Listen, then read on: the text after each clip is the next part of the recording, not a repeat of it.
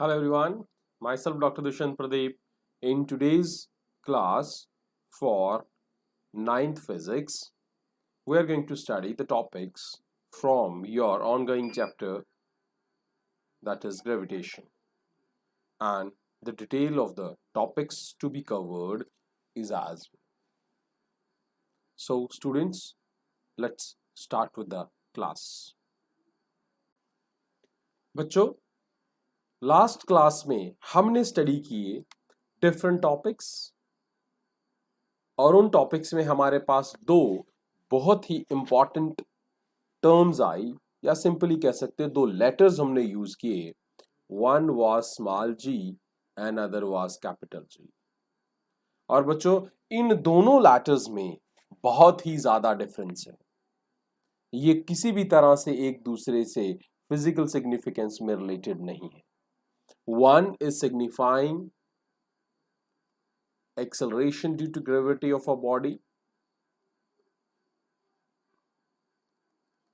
acceleration due to gravity, and other is a universal constant.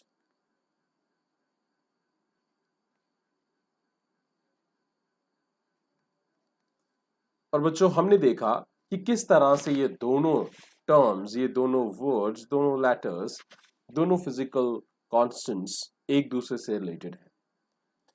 और the relation आपने study किया, G is equal to Gm upon R का square. In this formula, in this relation, G और small G और capital G का तो आपको पता चल गया. Now we are having mass, that is mass of earth,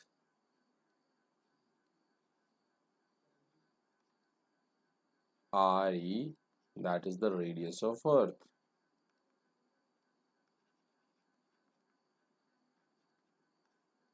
ठीक है बच्चों.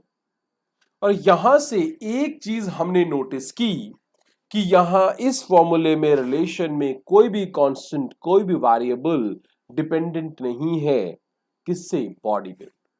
मींस स्मॉल जी का वैल्यू बॉडी के मेजरमेंट्स में, बॉडी की डायमेंशंस पे, बॉडी के मास वेट पे डिपेंड नहीं करता. It only depends on the factors of the earth, factors related to earth. तो बच्चों, यहां से आपको बहुत सारी चीजें पता लग गई. देन वी हैव डिस्कस्ड कि इस जी की वैल्यू कितनी है बच्चों? 9.8 मीटर पर second square. Leading to this, we are now going to study the factors on which G depends. ठीक है, या दूसरी तरह से आप इसे कह सकते हो, get the variation of G, variation of G. बच्चों, बहुत सारी ऐसी चीजें हैं जिस पे वैल्यू ऑफ G डिपेंड करती है.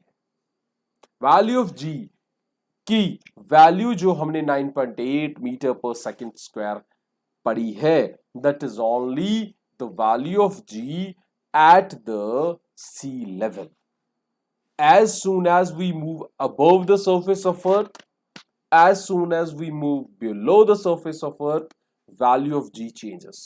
ठीक है. तो बच्चे, कौन से फैक्टर्स हैं जिनके ऊपर वैल्यू ऑफ G चेंज होती है? सबसे पहले हाइट और altitude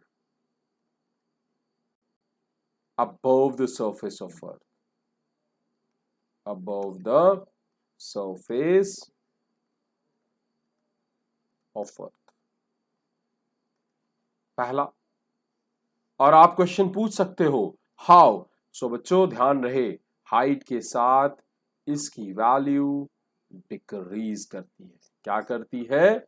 value of G, value of acceleration due to gravity decreases with the increase in height above the surface of earth.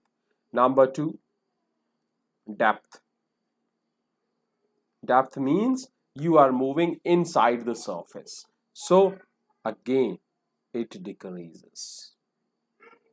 अब आपका क्वेश्चन होना चाहिए ऊपर जाने से भी डिक्रीज हो रही है, नीचे जाने से इंक्रीज होनी चाहिए, बट ऐसा नहीं है, that is not true, that is decreasing on the other way. क्यों, ऐसा क्यों है, मैं एक हिंट दे देता हूं कि किस तरह से। बच्चे ये देखिए ध्यान से, if this is the shape और सरफेस ऑफ अर्थ, सो बच्चों as soon as we move inside, ध्यान रहे this is the centre of earth, जैसे ही आप अंदर जाएंगे, मान लीजिए आप इस जगह पे पहुंच गए, अब जो circle with respect to centre है, circle with respect to centre है, उसका रेडियस छोटा हो गया, उसका रेडियस क्या हो गया बच्चों, छोटा हो गया। तो बच्चे there is a small rule that we apply somehow here, that is a shell rule. वो क्या कहता है, वो कहता है कि बच्चों ये अंदर आने से ये बाहर वाला जो शेल बच गया, ये जो बाहर वाला ओपन स्पेस बच गया, its mass will not add up into the derivation of g. आपने देखा जी क्या है, डायरेक्टली प्रोपोर्शनल है मास ऑफ अर्थ के। तो शेल रूल कहता है कि जो मास उस सर्कल से, कौन सा सर्कल जो बन रहा है अब जब आप सरफेस से अंदर आ चुके हो, वो पार्टी से उस सर्कल के बाहर का जो शेल है, that shell, the mass of that shell will not participate or will not be the part of the mass which is affecting the value of small g. ठीक है बच्चों, so when this measurement is done, we got that there is a decrease in it. Number 3, so बच्चों that is the rotation of earth, that is rotation of earth.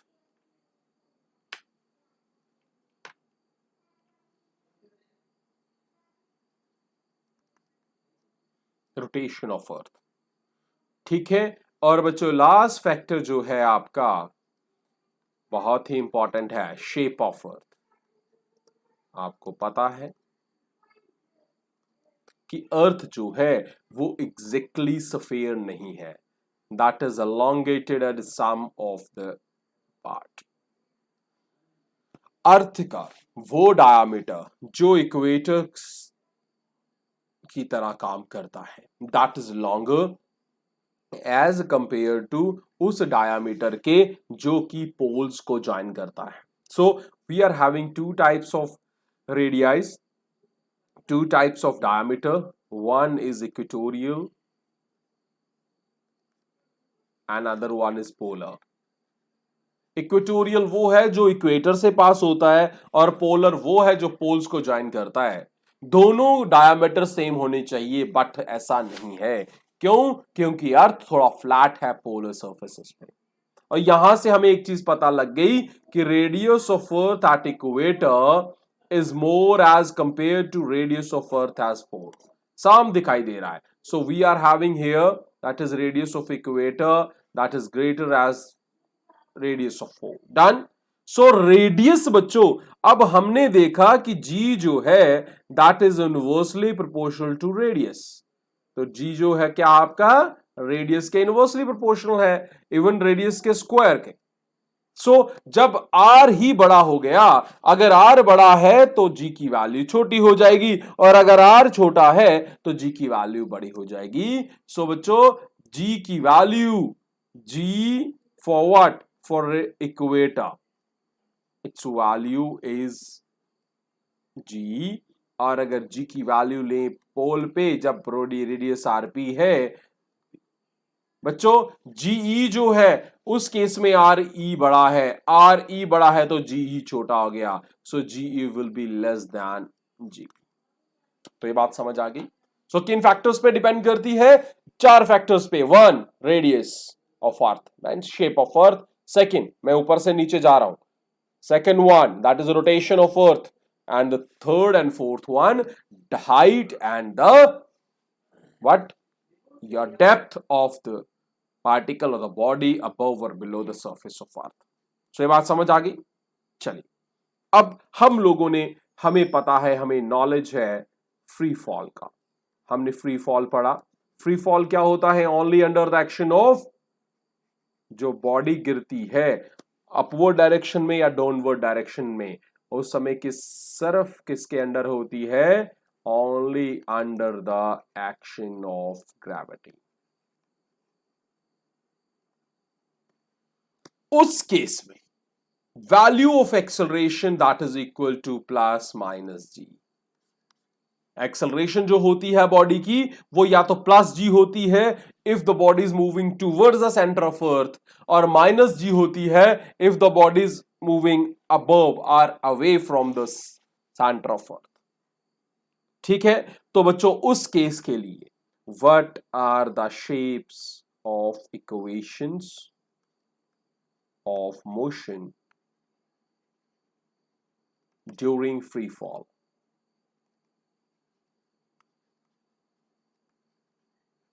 ध्यान रहे, equations बनानी है हमने free fall.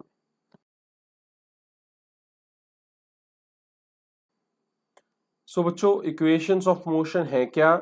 v is equal to u plus a t. Number 2, s is equal to u t plus half a t का square. And number 3, v square minus u square is equal to 2s। बच्चों जो भी words हैं आपको उनकी description पता है, मैं फिर भी बता देता हूं। u बच्चों क्या है? आपकी इनिशियल वेलोसिटी। v आपकी क्या है? Final velocity. t क्या है? Time taken. a क्या है? एक्सेलरेशन। s क्या है? डिस्प्लेसमेंट। ठीक है बच्चों, तो ये आपकी वैल्यूज हैं उन वेरिएबल्स की जो यहां यूज हो रहे हैं। लेकिन फ्री फॉल में हमारे पास वैल्यू ऑफ ए जो है that can be plus or minus g हो जाता है। अगर बच्चों object towards the centre of earth आ रहा है, means it is moving like this is earth, object is moving downward. At that time, A will be considered as positive. And if it is moving away from the center of Earth like this, then it will be negative of G. ठीक है, चलिए देखते हैं। पहला case लेते हैं, object is moving towards center of Earth।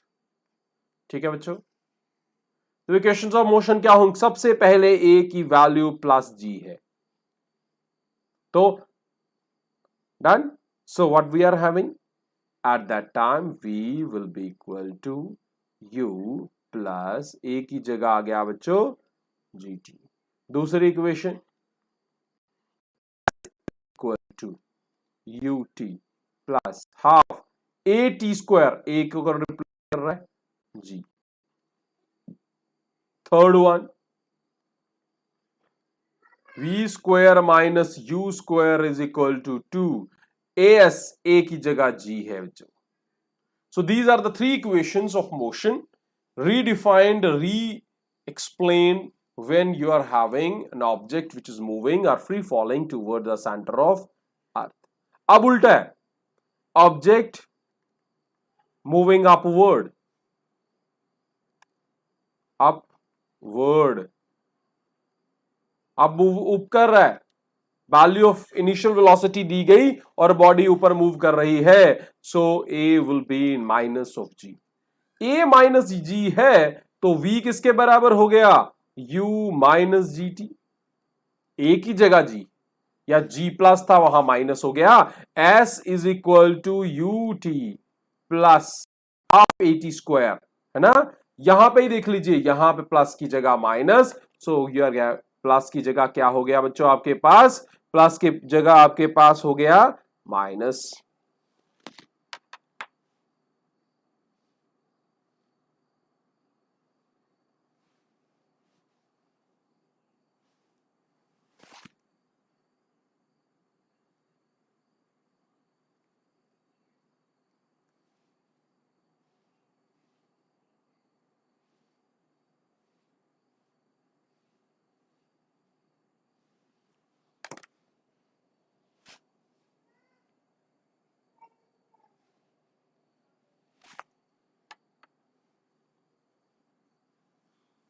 Plus की जगह हो गया minus, so it is s is equal to u t minus half g t का square and the last one that is v square minus u square is equal to minus 2gh।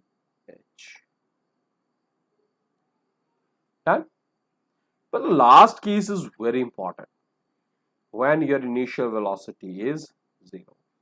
अब initial velocity means body rest पे थी, तो ए आपके पास आ गया जी, you आ गया 0, so first equation v is equal to g t हो गया।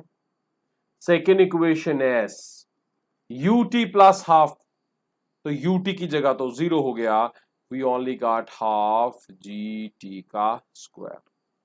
Third one v square minus u square 0 हो गया इज इक्वल टू 2gs। तो बच्चों ये इक्वेशंस बन गई आपकी when a body is falling freely under action of gravity. ठीक है बच्चों, ये समझ आ गया। अब आपके पास एक चीज आती है दैट इज वेट। बच्चों ध्यान रहे, मास अलग है, वेट अलग है। वेट एक्चुअली क्या है? It is the measurement of the force of gravitation, measurement of force of gravitation acting on a massive body, massive body। समझ आ गया बच्चों? सो वो अगर वेट लिखूं that is again mass into acceleration due to gravity होता है। तो बात क्या है, यूनिट क्या है इसके? Unit is Newton. समझ आया?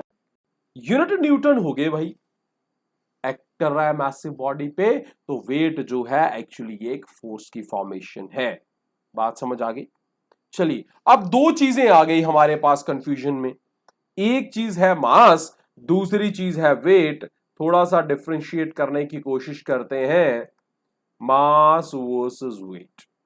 पहली, mass is the measurement of inertia. Mass क्या है? मेजरमेंट है किसका? Of inertia.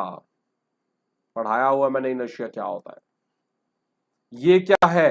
This is the measurement of, measurement हो गया ये किसका?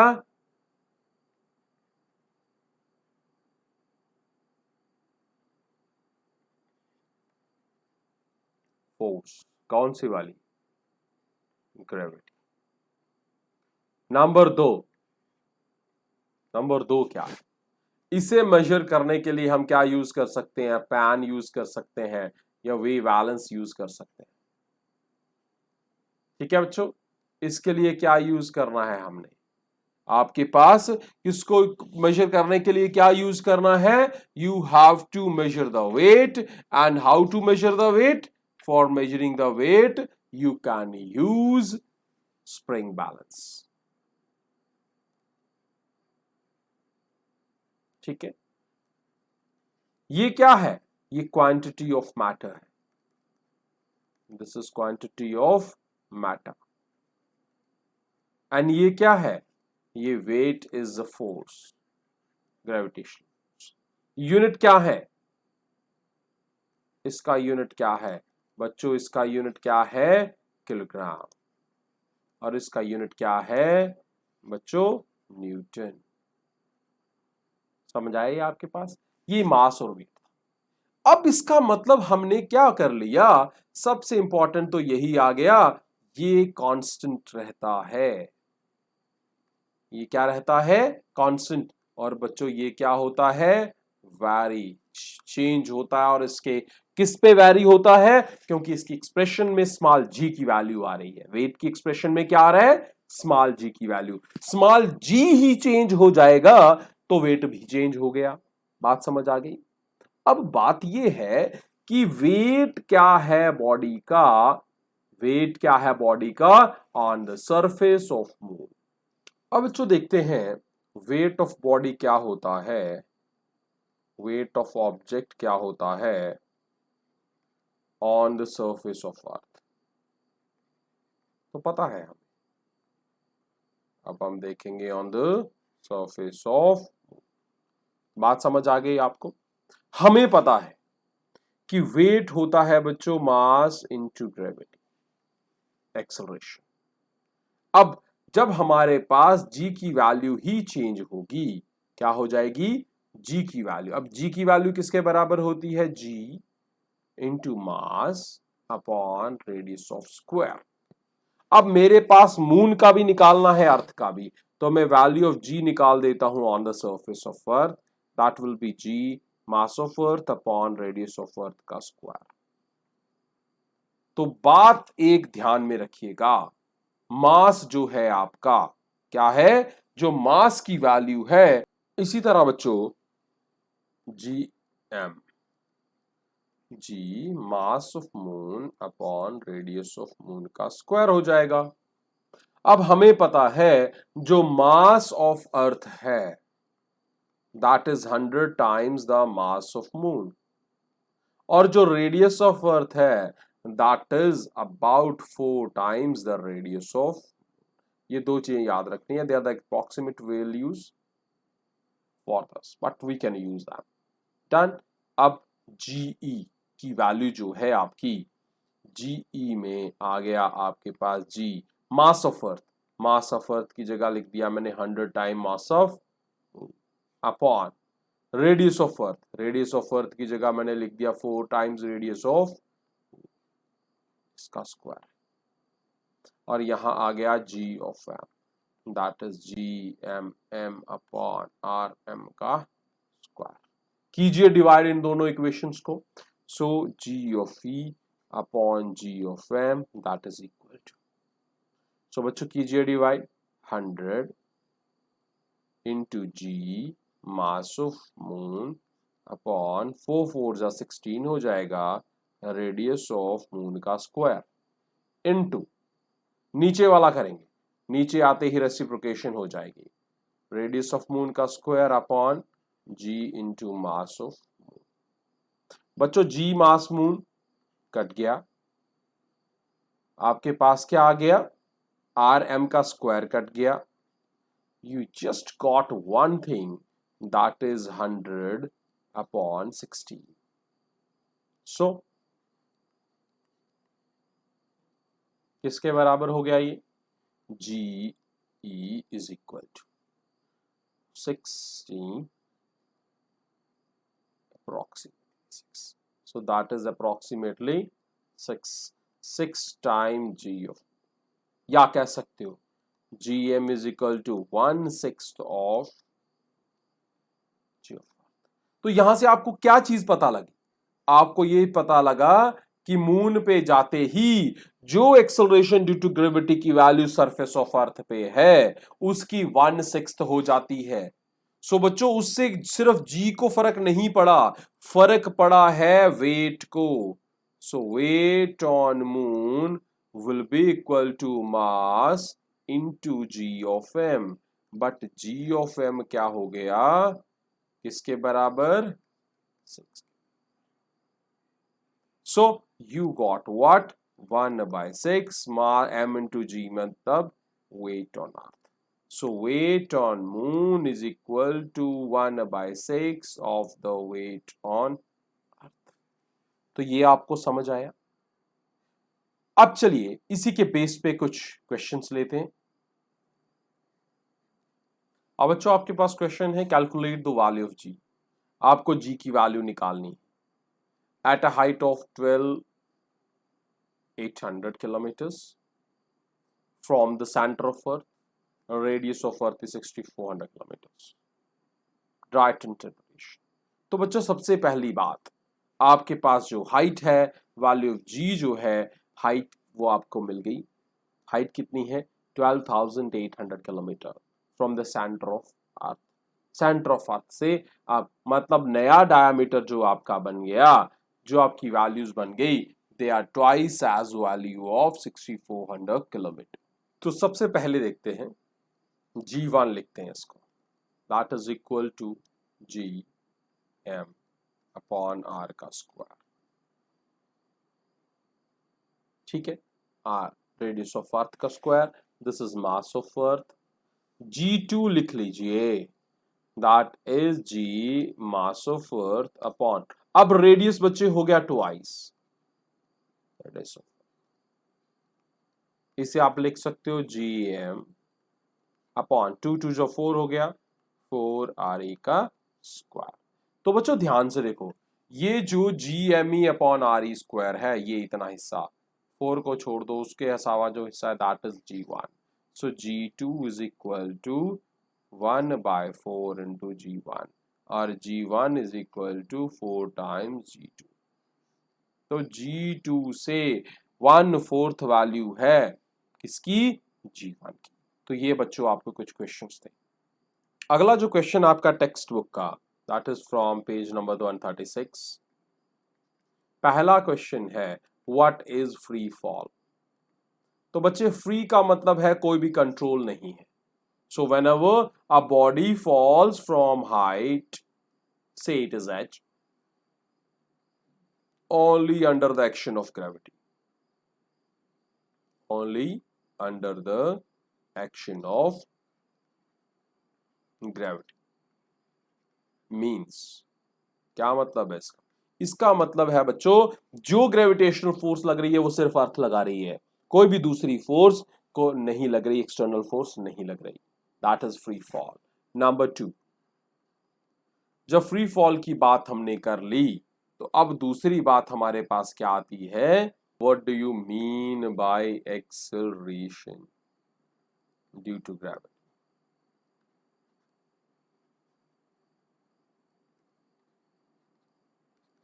एक्सेलरेशन ड्यू टू ग्रेविटी क्या है, पहले इस चीज को पूरा समझिए। एक्सेलरेशन हमें पता है चेंज इन वेलोसिटी होता है ड्यू टू ग्रेविटी, मींस यहां पे बच्चों इस एक्सेलरेशन का जो रीजन है that is gravity. So when a body is falling under the action of gravity, then its acceleration is known as acceleration due to gravity, and on the surface of earth its approximate value is 9.8 meter per second। and आज हमने पढ़ा, starting में पढ़ लिया, there are 4 factors, there are 4 things on which the value of g depends, or value of g changes, that is height from the surface of earth, depth below the surface of earth, और क्या आ गया आपके पास, rotation of earth, shape of earth, ये 4 चीजें आपके पास आ गई। तो ये बात आपको समझ आ गई students, I hope you may have gone through the lecture and have got all the points we have discussed in the class. So thank you for being with me. Enjoy physics. See you in the next class. Goodbye.